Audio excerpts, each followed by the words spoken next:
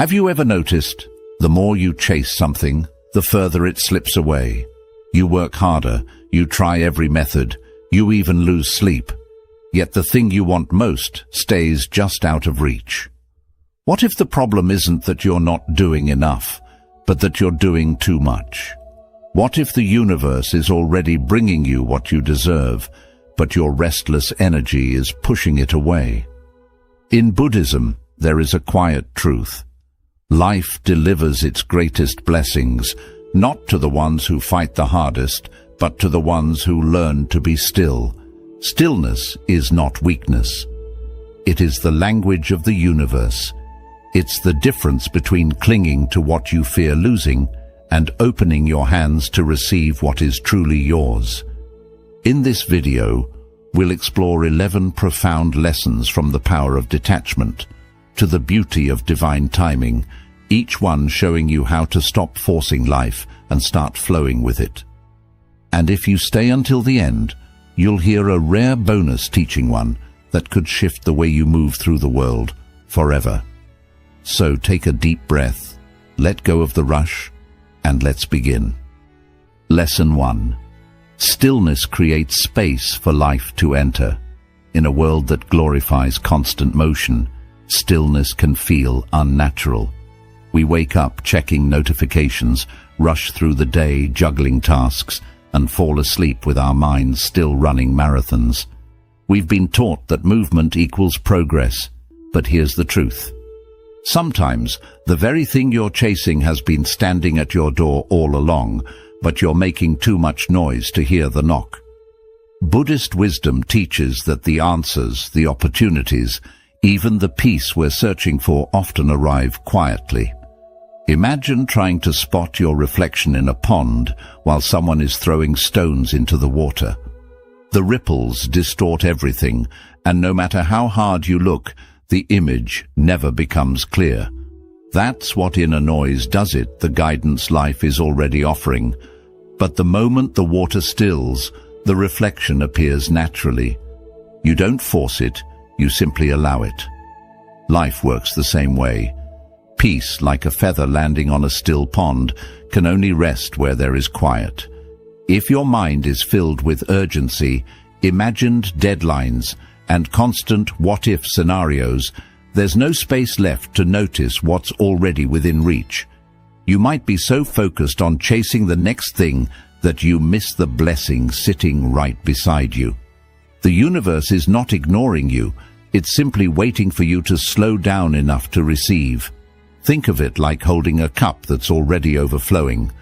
No matter how much more is poured, nothing new can stay, it spills over and is lost. The same goes for your inner world. If you're too full of worry, overthinking, or the need to control every outcome, there's no room for what you've been asking for to truly land. And sometimes, what we think is bad timing is really just life waiting for us to clear space inside ourselves. Here's something to reflect on. What am I too full of to welcome what I've been asking for? Sit with that question. It might be fear. It might be the pressure to match someone else's pace. It might even be the idea that you must earn everything through struggle. Whatever it is, notice it. Awareness is the first step to letting it go. Stillness is not about doing nothing. It's about creating space for the right things to enter. It's about trusting that you don't have to micromanage the universe for it to work in your favor. When you quiet the noise within, you don't lose momentum, you gain clarity, and clarity always knows the fastest path forward. So, for just a moment, breathe. Let go of the urgency. Release the mental clutter. Allow your inner waters to become still, because in that stillness, you might just realize that the life you've been chasing is already closer than you ever imagined, waiting quietly for you to finally notice. Lesson 2. Desperation pushes blessings away. We've all felt it, that tightening in the chest when we want something so badly, we're afraid to lose it before we even have it. Maybe it's a relationship, a job, an opportunity, or a dream. At first, The desire feels exciting, full of possibility. But if we're not careful, that longing can quietly transform into fear. And fear changes everything. When fear takes over, we grip too tightly.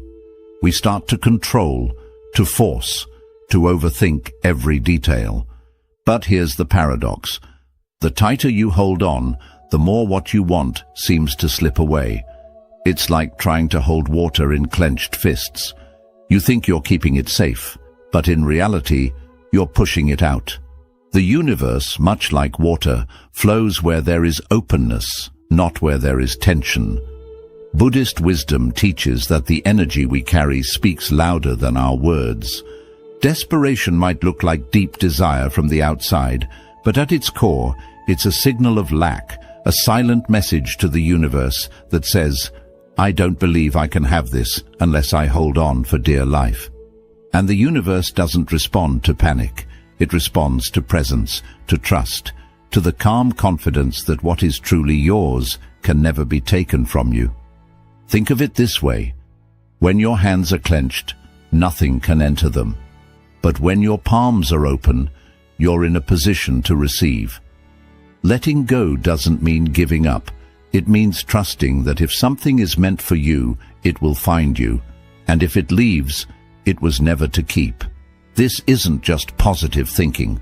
It's alignment with the natural law that what belongs to you will always return in the right way, at the right time. I once heard a monk say, "You cannot pull a flower into bloom by tugging on its petals. You only damage it." The same goes for the things we love and desire. You can nurture them, care for them, create the right environment, but the moment you try to force them, you interrupt their natural unfolding. That's what desperation does. It takes something pure and strains it under the weight of fear. So ask yourself, where in your life are you gripping too tightly? What would happen if just for today you loosened your hold? Not because you don't care, but because you trust, because you know that what's truly meant for you already has your name on it. Nothing can erase it. When you replace desperation with faith, your energy shifts, you become lighter, and in that lightness, you make space for what's meant to arrive. The truth is, blessings don't come to clenched fists. They come to open hands and an open heart. Trust that, and watch how much more easily life begins to give. Lesson 3. Silence often means rearrangement. There's a strange moment in life when everything seems to go quiet. The calls slow down. Opportunities pause. Even the excitement you once felt begins to fade into stillness. And if you're like most people, your first thought is, something must be wrong. But what if nothing is wrong at all? What if this quiet is not an ending, but the most important part of the process? Buddhist wisdom reminds us that silence is not the absence of movement. It's often the sign that the universe is rearranging things in ways we cannot yet see. It's like the work happening behind the curtain before the grand performance. The lights are still dim. The stage looks empty. But backstage, every piece is being set in place so the show can unfold perfectly. Think of a plant. Before it blooms, before even a single leaf appears above ground, the roots are growing deep in the soil. You can't see them, but they are spreading, anchoring and strengthening the plant for the moment it breaks through. If you judged the plant's progress only by what you could see, you might think nothing was happening at all. But in truth, everything was happening just out of sight. Life works the same way. When things go quiet, it might mean people are moving into the right positions, opportunities are aligning in the background, and timing is being perfected. The problem is, we often mistake this quiet for being stuck. We panic, we push, we try to force action because we're uncomfortable with stillness, but forcing too soon can pull the roots before they've had time to take hold. The real question to ask yourself in these moments is this: can I feel at peace without visible progress? Can I trust that the silence is not empty, but full of unseen movement? Because here's the truth. The universe has a rhythm that doesn't match our timelines. It works with precision, not pressure. And sometimes the delay is not about holding you back, but about making sure that when your opportunity arrives, you're fully ready to step into it. So the next time life feels quiet, resist the urge to fill it with noise. Sit with it, breathe into it, let it be. Because this stillness might just be the final preparation before your next season begins. And when it does, you'll see that the roots were growing all along, deep, strong, and exactly where they needed to be. Lesson 4. Faith grows in the unseen. Faith is easy when the path is lit, when the results are clear, when the signs are obvious, when life is moving in the exact direction we hoped. But what about the moments when everything is dark, when you can't see even one step ahead? That's when real faith is tested, and that's when it has the power to grow the most. In Buddhist wisdom, not seeing doesn't mean nothing is happening. A seed doesn't begin its life in the sunlight. It starts underground, in the quiet, hidden from view. It breaks open in the dark, and only then does it rise toward the light. Just because you can't see change doesn't mean change isn't happening. The trouble is, the mind hates the unseen. It whispers, "What if nothing is moving? What if you've been forgotten?" And that whisper can quickly turn into fear, restlessness, and doubt. But the universe doesn't measure progress by how much you can see. It moves according to deeper laws, many of which unfold in silence. The sun doesn't rise because we stare at the horizon. It rises because it was always going to. So here's the real challenge. Can you trust the process even when it's invisible? Can you believe that something is unfolding for you, even when there's no proof in front of you? The ego demands evidence. The soul understands timing. Faith is choosing to lean into that timing, even when every part of you wants to rush ahead. I once heard the story of a monk who planted a seed and returned to it every morning. Day after day, there was no sign of life. A traveler passing by asked, "Why do you keep coming back?" "Nothing is growing." The monk smiled and said, "It is growing, just not where you can see it yet." Weeks later, a small green sprout broke through the earth. It had been alive all along. That's how life works. Some blessings need time beneath the surface before they can meet you. Some chapters are written long before you read them, and some changes are already in motion, not because you can see them, but because you've already aligned with them inside. So when the path is unclear, keep walking. When the night feels long, trust the dawn. The unseen is not empty. It's the workshop of the universe, quietly building what you've been asking for. Let your faith live there, not in what you can measure, but in what you know deep down is already becoming. Lesson 5. Detachment unlocks true magnetism. We grow up being told that if we want something, we should hold on to it, tightly protect it, guard it, never let it slip away. But the more life you live, the more you see the truth. Sometimes the harder you grip, the faster things fade. And in Buddhist wisdom, this isn't just a poetic idea. It's a law of the heart. Detachment doesn't mean you stop caring. It doesn't mean you walk away from your dreams or the people you love. It means you choose presence over possession, trust over tension. When you release the need for something to unfold in exactly the way you imagined, you free it, and you free yourself. And strangely, this is when the things meant for you have the best chance to stay. I once heard the story of a monk who found a beautiful jade cup floating in a stream. He took it home, admired its beauty, and placed it beside his bed. But soon, every sound in the night made him worry it would break. Every gust of wind, every small movement filled him with fear of losing it.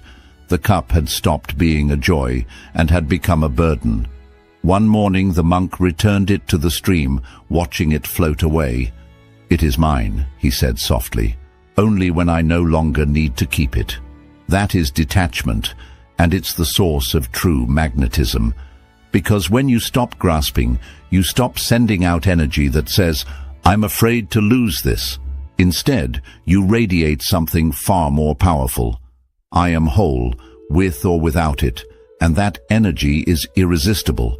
It draws in what matches it, naturally and effortlessly, like a flame quietly attracting every moth in the night. Think about it. When you're desperate for something, you create pressure around it. You overthink, you second-guess, you push too hard. But when you let go, you give it space to breathe. You create a calm, open field where blessings feel safe to land. What's meant for you begins to notice you, not because you chased it, but because your peace has become a home it wants to return to. Try this. Close your eyes and picture all the things you've been holding on to too tightly, the goals, the relationships, the outcomes. Now imagine placing them in your open palm. Feel the relief of loosening your grip. Watch them float away like lanterns into a night sky. You haven't lost them, you've simply set them free to return in their best form. Detachment is not weakness. It's the quiet confidence that you are enough, no matter what comes or goes. And when you live from that place, life has a way of surprising you, not with everything you thought you wanted, but with everything your soul was truly calling for. Lesson 6. Surrender as strength. We're taught from a young age that strength means never stopping. Push harder, try longer. Don't quit until you get what you want. And yes, persistence has its place, but there comes a moment in every journey when the path no longer responds to force. You push, but nothing moves. You plan, but doors stay closed. And instead of making progress, you feel yourself sinking deeper into frustration. In Buddhist wisdom, this is the moment to stop fighting, not because you've been defeated, but because you're ready to flow with a rhythm greater than your own. Surrender isn't waving a white flag. It's choosing to trust that the knows where it's going even when you don't. It's strength in its most graceful form. Imagine a river winding its way around a mountain. The water doesn't crash into the rock demanding it move. It curves gently, patiently, wearing a path with persistence but without resistance. And over time, the water reaches the ocean long before the rock even notices. That's the power of surrender. It gets you where you're meant to be without exhausting you in the process. I once heard a teacher say, "You know it's time to let go when trying has turned into struggling, and struggling has turned into suffering." That's the line we often cross without realizing it.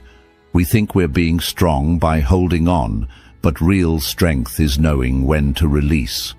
Because the truth is, some things are not meant to be pushed open.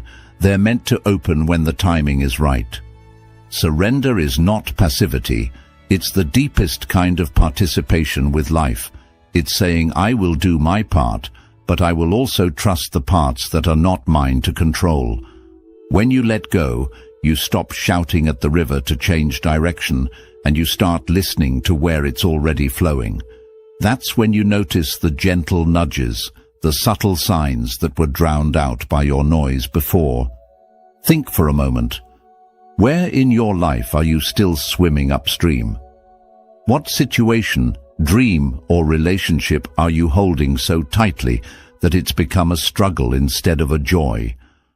What would happen if you stopped trying to control every turn and simply let it be? Letting go can feel terrifying. But here's the secret. You're not falling into emptiness.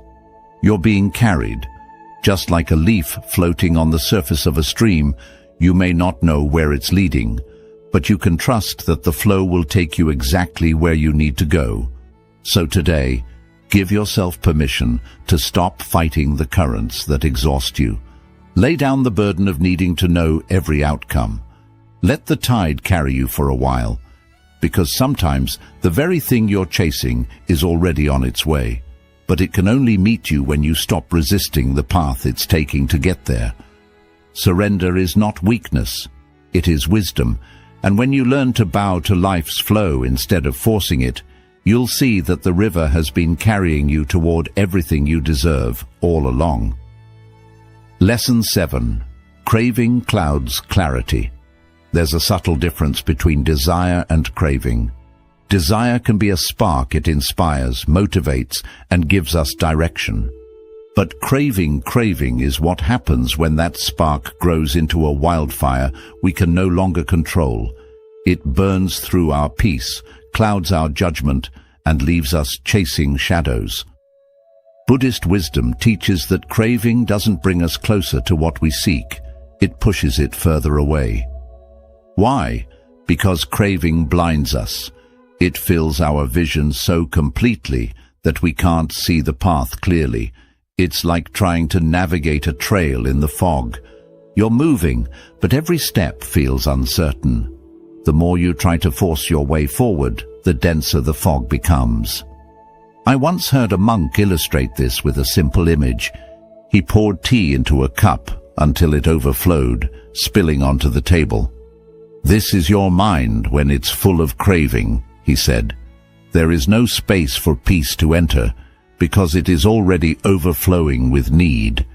That's the trouble with craving. It doesn't just take up space in your mind, it distorts everything you see. You stop noticing the opportunities already within reach, because you're obsessed with the one thing you don't yet have. The truth is, craving doesn't come from abundance. It comes from the fear of not having enough, and fear is noisy. It drowns out intuition, it silences patience, and it makes us grab at anything that looks like we want, even if it's not truly right for us. When you're caught in craving, you're not choosing from wisdom, you're reacting from urgency. So how do you clear the fog? First, pause. Take a breath deep enough to feel in your chest.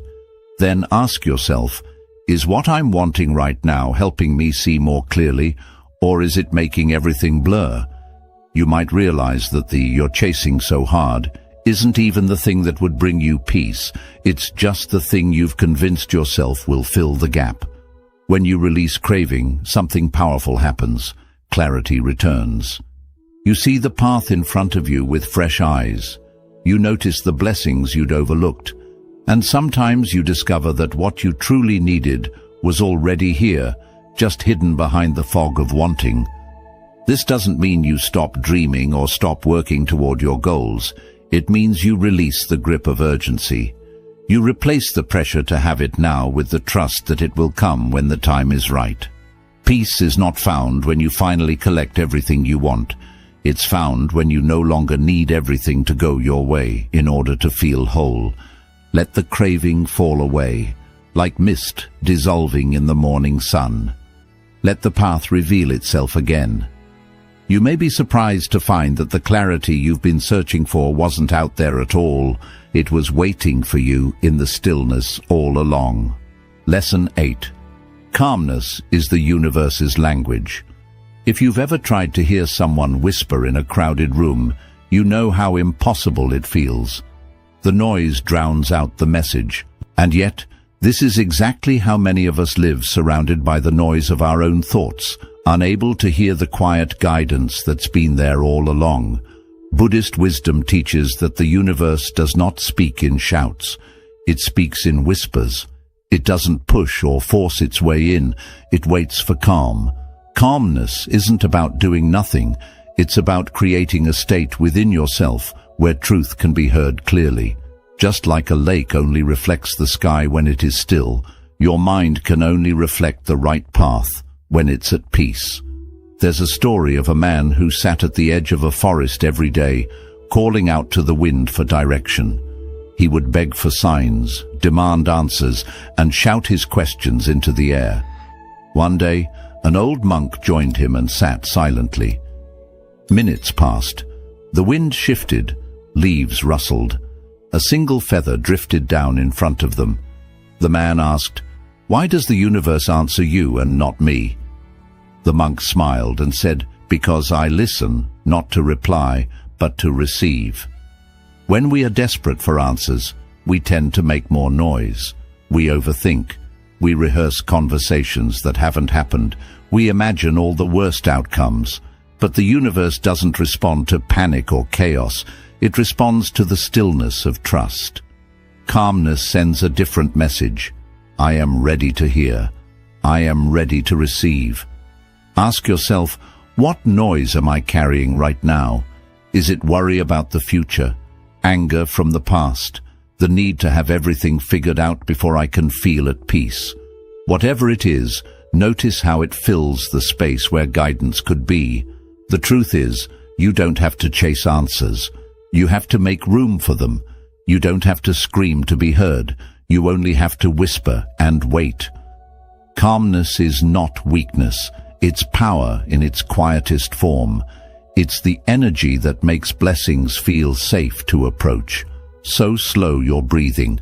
Release the tension in your shoulders. Let your mind settle like water after the storm. In that stillness, you'll start to notice the signs you thought weren't there, the chance encounters, the sudden clarity, the gentle nudges forward. They've always been there. You just needed the quiet to hear them. Lesson 9. Energy arrives before results.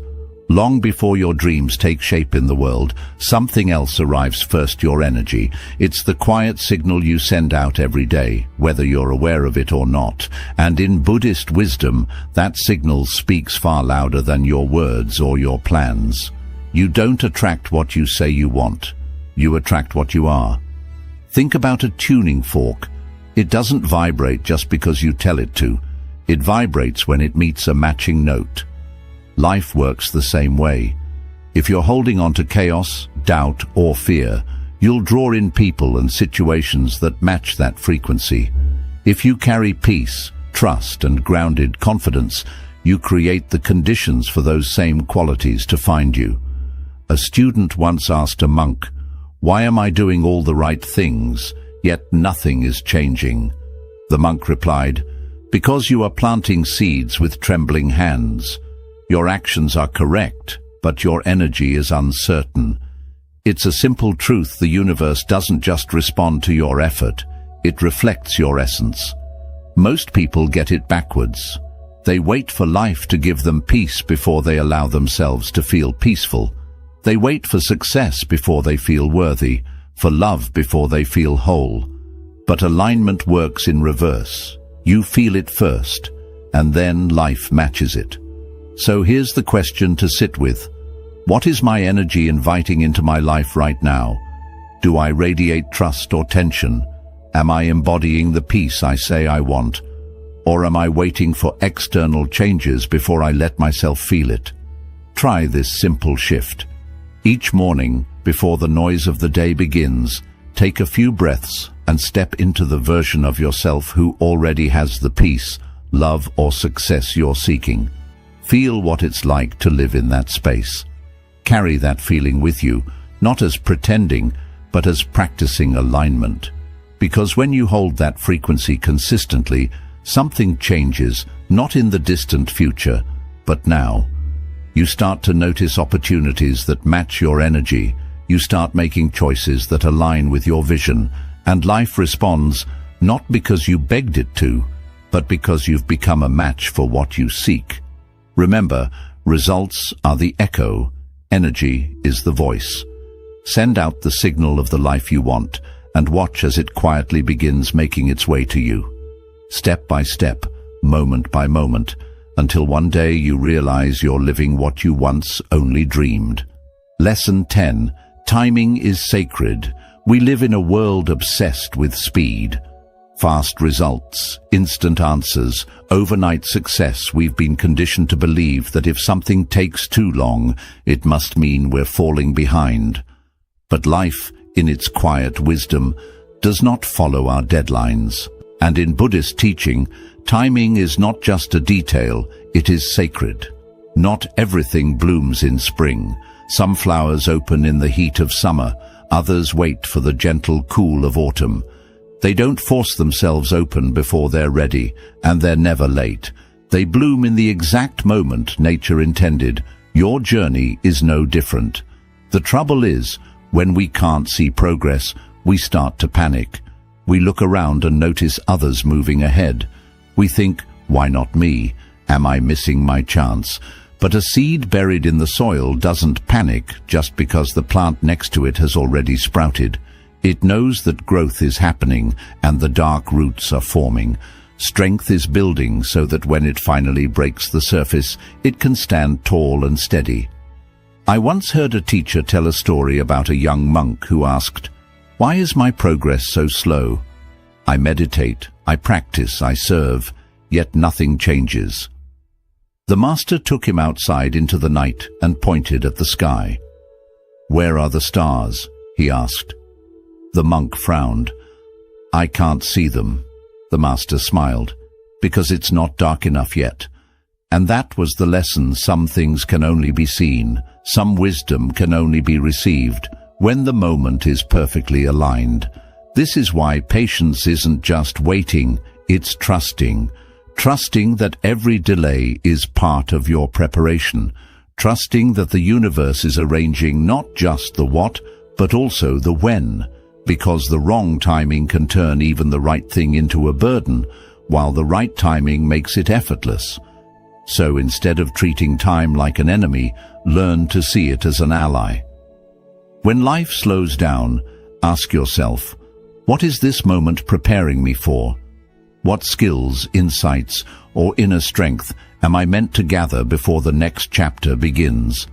The stars will appear when the sky is ready. The doors will open when the path is clear. And when that moment comes, you'll realize the wait wasn't a pause. It was a perfect, sacred rhythm carrying you exactly where you were meant to go. Lesson 11. What you deserve isn't given, it's recognized. We often think we have to earn everything: love, respect, success, even our own worth. We work harder, achieve more, and push ourselves to prove that we're deserving. But in Buddhist wisdom, what you truly deserve is not something life hands you like a prize. It's something that's recognized the moment you align with who you really are. Think of a lighthouse. It doesn't run up and down the shore, begging ships to notice it. It doesn't flash brighter in desperation or try to prove its value. It simply stands tall, steady, and lit. And because it shines without apology or insecurity, the ships find it naturally. That's how what's meant for you works. It's drawn to your light, not your effort to chase it down. The problem is, most of us have been so busy trying to be chosen that we forget to simply be. We wear masks to match the expectations of others. We chase goals that impress others but leave us feeling empty inside. And when what we desire doesn't come, we believe it must be because we're not enough yet. But the truth is, the universe will never send the right blessings to the wrong version of you. I once heard a monk ask a seeker, "In all your striving, have you ever paused just to be yourself?" The seeker looked puzzled and asked, "To be what?"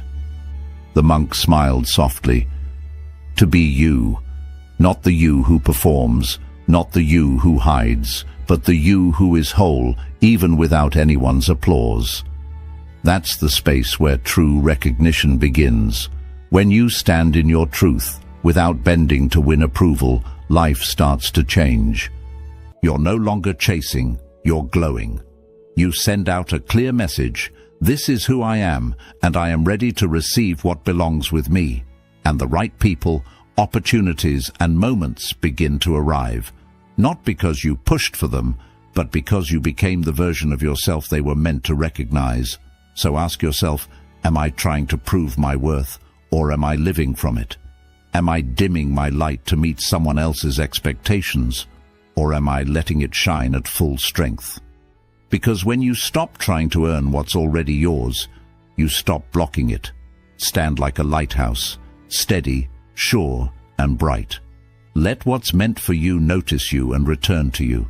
Not to the version of you that's chasing, but to the one who remembers, I am already enough. Bonus lesson. The universe responds to inner stillness, not outer struggle. In a world that praises hustle, we're taught that movement equals progress. If you're not always doing, pushing or chasing, you must be falling behind. But in Buddhist wisdom, many of life's deepest shifts don't come from force. They come from stillness. Stillness isn't the lack of action, it's the presence of alignment. You could take 100 rushed steps in the wrong direction and end up further from where you need to be. Or you could take one calm, intentional step from a place of clarity, and that alone will bring you closer to your path than all the rushing in the world. I once heard a teacher compare it to a cup of tea. If the cup is already full, filled with worry, fear, and constant planning, there's no space for anything new. The tea will simply spill over. But when you empty the cup, when you quiet the noise inside, you create room for the universe to pour in exactly what you need. Picture a garden at dawn. The air is still, the leaves unmoving. In that quiet, the dew forms and the light gently touches the earth. Growth doesn't happen because something forced it. It happens because the conditions invited it. Your life works the same way. When you are calm, grounded and open, what is meant for you begins to grow naturally. Ask yourself, are my actions coming from trust or from fear? Am I moving because I'm inspired or because I'm afraid to be still? Often we confuse constant activity with progress, when in reality we're just running in circles, too busy to notice the doors that are already open. The truth is, what's meant for you never needs to be forced into place. It needs to be welcomed, and welcoming isn't passive, it's powerful. It's choosing to stand in quiet confidence, knowing the universe sees your name, your needs, and your timing. So, loosen your grip. Stop trying to force doors open and prepare to walk through the ones that open for you. Shift your focus from proving to becoming. Because when you're still on the inside, the signal you send out is clear, and the universe always responds. You've just walked through powerful lessons that remind us life isn't about forcing, chasing, or proving. It's about creating space within yourself so the right things can enter. From stillness to trust, to letting go, to knowing your worth. Each one invites you to stop living in fear of what you might lose and start living in alignment with what you're meant to receive. Buddhist wisdom reminds us that peace isn't something you find only when life finally works out. Peace is what you choose now, in this moment, before the answers arrive, before the timing feels perfect, before you can see the whole path. Because when you choose peace first, everything else starts to shift around it.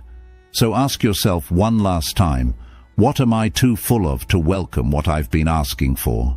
Then, slowly, make space, quiet the noise, loosen your grip, trust the timing, and stand in the knowing that what's meant for you can never miss you. It's already on its way. If this video spoke to you, take a moment to breathe and let the message settle in. And when you're ready, I invite you to keep walking this path with me. Click the next video on your screen. It's filled with more timeless Buddhist wisdom to help you find clarity, peace, and strength in daily life. The more you surround yourself with these teachings, the more naturally they become part of who you are. And when that happens, you won't need to chase the life you want. You'll simply become the person it's been looking for all along.